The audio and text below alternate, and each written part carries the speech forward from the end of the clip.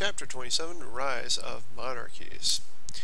Now, the rise of trade in towns, like in the last chapter, what we were talking about, led to a change in governments into monarchies, basically because the lords were losing power and there was this desire to have a strong king in charge. Now, this change affected religion and people in several different countries. In France, a guy named Hugh Capet, he became the king of France in 987. He was the first of the Capetian dynasty, and France was mostly these small feudal territories that were gradually united through conquest against the English and through strategic marriages. Yes, those wonderful things, marriages. My rich daughter will marry your rich son, and then we'll keep the money all in our family.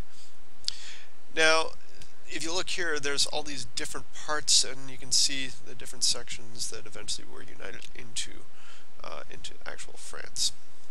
Now, Philip the Fair, Philip IV was nicknamed Philip the Fair. He set up an assembly called the Estates General, and that was the start of a national government. Before then, it was kind of local.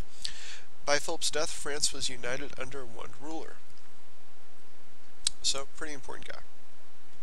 Now, England had this guy named Edward the Confessor. He was named king by a council of nobles because there wasn't a king, a son of a king from the previous king that could rule. And the kingship became weakened and the nobles became stronger.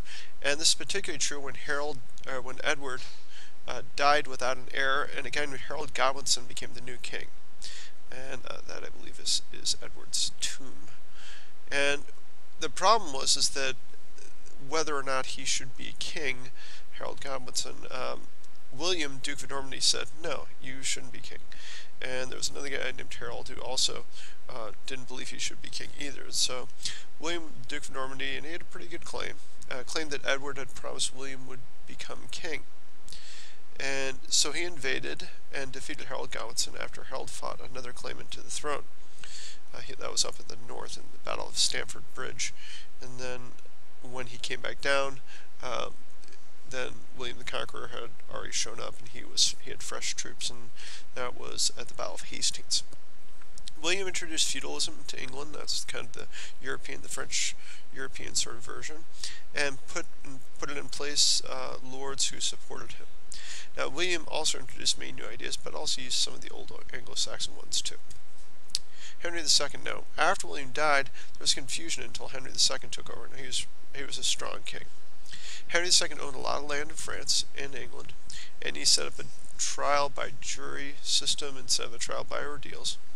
And Henry II had disputes with the church and over where people who were members of the church should be tried in court.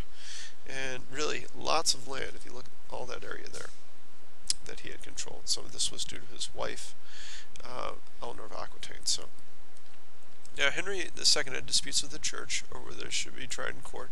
And he did eventually make peace with the church after murdering an official. That was a guy named Thomas Becket.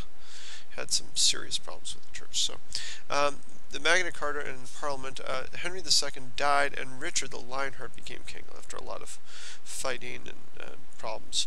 Now, Richard spent most of the time fighting in foreign wars, and nobles became more powerful. When Richard died, John took over, and John lost most of the French lands. Richard was off in the Crusades, and that's where we get the whole Robin Hood stuff and everything like that. Prince John taking over.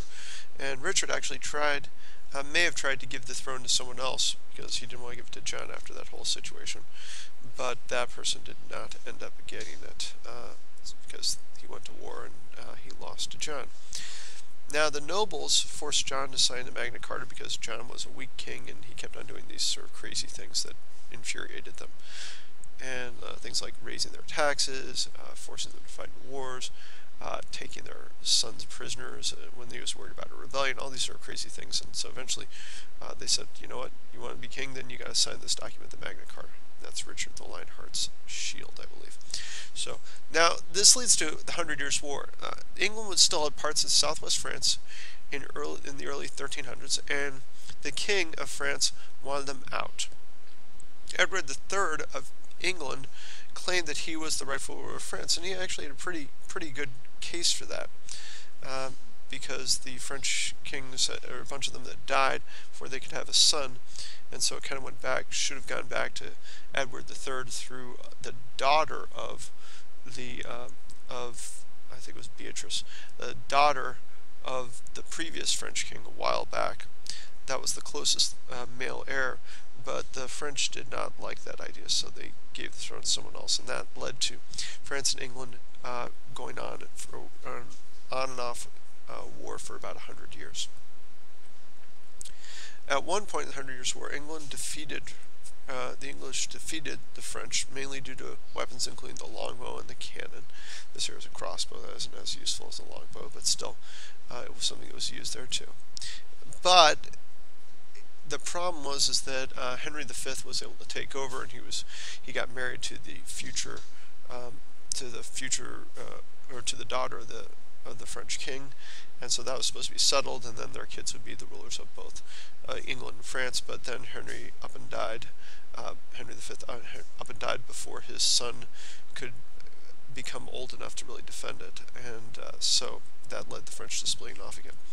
By 1429, a lot of France was England's, until the Dauphin, the eldest son of the French king, named Charles, his name was Charles, agreed to let Joan of Arc lead his troops. Joan was a peasant who said that God had told her to help the French, and Joan and her enemies were able to defeat England at Orleans. Charles then became king. Joan was betrayed by a traitor and given to the English, imprisoned, and burned as a witch. But she later became the hero of France on some level. At the end of this war, England had only the port city of Calais in French territory. Now, the results of the war, France was unified under the rule of the king. England was unified, but the king was weak, and many who had fought and died in the war were peasants. Since there were fewer of them, they were able to weaken feudalism by demanding more, because if you have more serfs, then they're more valuable. Now in Germany, since about 900, the nobles had gotten stronger and the king had gotten weaker, but the king could still remove nobles who didn't obey him.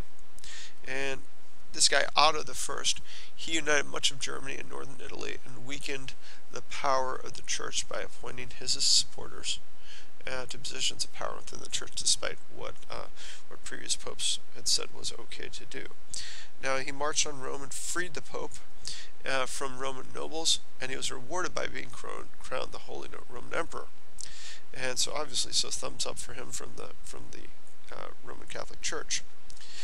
For the next 90 years or so, he was able to determine who could be pope, so you can kind of understand how he had an advantage here. Now, Frederick I, he forced nobles to obey him and paid them well, and so you get people to obey if you pay them well. But the nobles became powerful and allied themselves with the Italian city-states and the Pope, and defeated Frederick's armies eventually. Now, Frederick I had to recognize Italy's and the Pope's independence. When he did that, that's sort of a problem, because he had all this power and he loses it.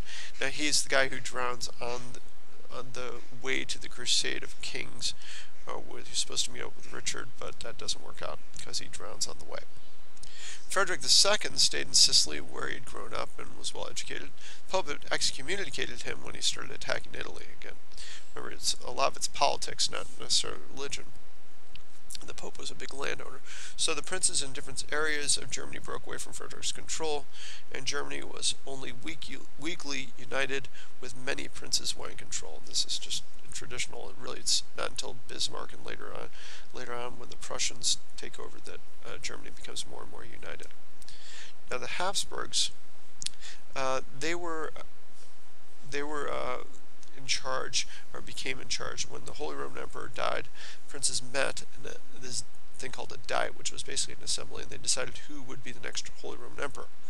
In 1273, the Diet elected a member of the Hapsburg family to be the Holy Roman Emperor, and that family served as the Holy Roman Emperor for the next 650 years, really up until after World War I, and so major league time. So Habsburgs married well and were able to build alliances with other families. This included taking over Flanders and the area around it. And finally, we had the Spanish. Now, the Spanish, the Moors, who were Muslims, had ruled most of Spain, but eventually they were kicked out by the Spanish Christians who united against them. And those were Ferdinand and Isabel. Now, the two main areas of Spain were Castile and Aragon. You can see that over here, Castile up here and Aragon over here. And they were united by the marriage of Isabella and Ferdinand, I should say, by marriage.